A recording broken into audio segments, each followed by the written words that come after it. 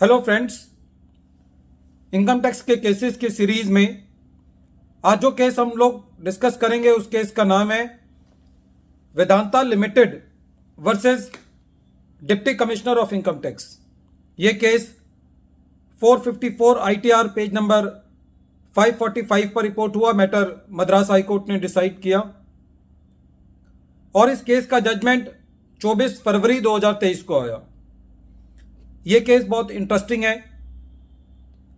इस केस के अंदर जो इशू इन्वॉल्व है वो ये है कि यदि एसएससी किसी नॉन रेजिडेंट को पेमेंट करता है और उस पेमेंट करने पर यदि कोई टीडीएस डिडक्ट करने का या डिपॉजिट करने का डिफॉल्ट करता है तो सेक्शन 201 के अंदर जो एसएससी के अगेंस्ट प्रोसीडिंग चलाई जाती हैं वो कितने टाइम के अंदर कंप्लीट होनी चाहिए।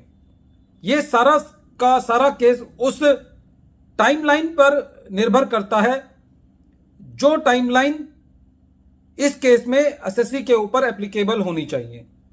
यदि हम सेक्शन 201 सबसेक्शन 3 पढ़ते हैं तो उसके अंदर जो पीरियड दिया हुआ है प्रोसीडिंग्स को कंप्लीट करने का वो 7 साल का पीरियड दिया हुआ है, लेकिन जो सेक्शन 201 सबसेक्शन 1(3) के अंदर वर्डिंग है वो ये है कि यदि कोई एसएससी किसी रेजिडेंट को पेमेंट करता है और उस केस में डिफॉल्ट होता है तो वो पीरियड एप्लीकेबल है। इस केस के अंदर यह प्रश्न उठा कि यदि एसएससी किसी नॉन रेजिडेंट को पेमेंट करता है तो क्या रीजनेबल पीरियड होना चाहिए प्रोसीडिंग्स को कंप्लीट करने का, क्योंकि सेक्शन 201 सबसेक्शन 3 के अंदर जो प्रोसीडिंग कंप्लीट करने का पीरियड है वो खाली उन पेमेंट्स के लिए है जो पेमेंट किसी रेजिडेंट को की जाती है। लेकिन जो प्रेजेंट केस है उसके अंदर जो इशू इन्वॉल्व था वो ये था कि यदि कुछ पेमेंट्स किसी नॉन रेजिडेंट को की जाती हैं और उस केस में डिफॉल्ट किया जाता है तो प्रोसीडिंग्स को कंप्लीट करने का क्या रीजनेबल पीरियड होगा। जब यह मैटर मद्रास हाई कोर्ट के पास गया तो मद्रास हाई कोर्ट ने यह कहा कि जो फिस्कल लॉज हैं वो ट्रायल और एरर मेथड से डेवलप होते हैं। सेक्शन 201 सबसेक्शन 3 के अंदर जो पीरियड दिया हुआ है वो पीरियड दिया हुआ है जो उस केस में एप्लीकेबल होगा जब पेमेंट किसी रेजिडेंट को की जाती है। कोर्ट ने यह कहा कि चाहे पेमेंट किसी रेजिडेंट को की जाए या किसी नॉन रेजिडेंट को की जाए, जो टीडीएस का मेन पर्पस था वो ये था कि ट्रांजैक्शंस को ट्रेस किया जा सके, जिस पेई को पेमेंट की जाती है वो इनकम टैक्स डिपार्टमेंट के नेटवर्क में आ सके। मद्रास हाई कोर्ट ने यह कहा कि जब सेक्शन 201 लाया गया उस वक्त ओरिजिनली उस सेक्शन के अंदर प्रोसीडिंग्स को कंप्लीट करने का पीरियड मेंशन नहीं था। बाद में इस पीरियड को 4 साल किया गया, फिर 4 साल को बढ़ा करके 6 साल किया गया, 6 साल के पीरियड को 7 साल किया गया। लेकिन जब कभी भी ये पीरियड को छेड़ा गया या चेंज किया गया वहां पे जो पेमेंट्स इंक्लूड है वो एक रेजिडेंट को जब पेमेंट की जाती है वो इंक्लूड है।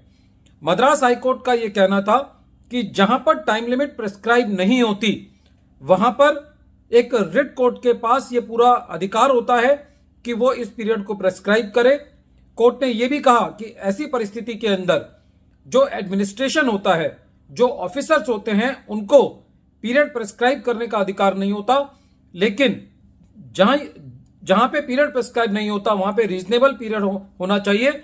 और रीजनेबल पीरियड क्या होना चाहिए ये एक हाई कोर्ट एक रिट पिटीशन में डिसाइड कर सकती है और उससे रिलेटेड जो ऑलरेडी सेक्शन है, जो ऑलरेडी इनेक्टमेंट है, उसका सहारा लिया जा सकता है। इसलिए कोर्ट ने यह कहा कि सेक्शन 201 सबसेक्शन 3 के अंदर जो 7 साल का पीरियड दिया गया है वही पीरियड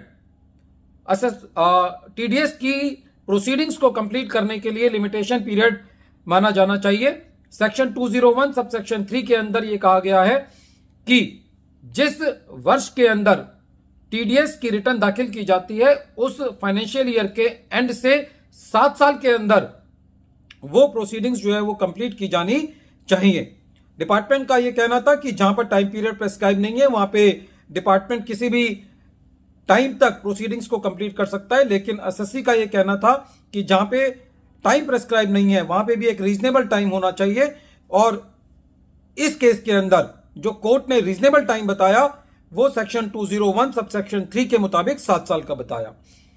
वीडियो के अंत में एक बार फिर मैं केस का नाम रिपीट कर रहा हूं। केस का नाम है Vedanta limited versus deputy commissioner of income tax और ये केस 454 ITR पेज नंबर 545 पर रिपोर्ट हुआ। मैटर मद्रास हाई कोर्ट ने डिसाइड किया और इस केस का जजमेंट 24 फरवरी 2023 को आया।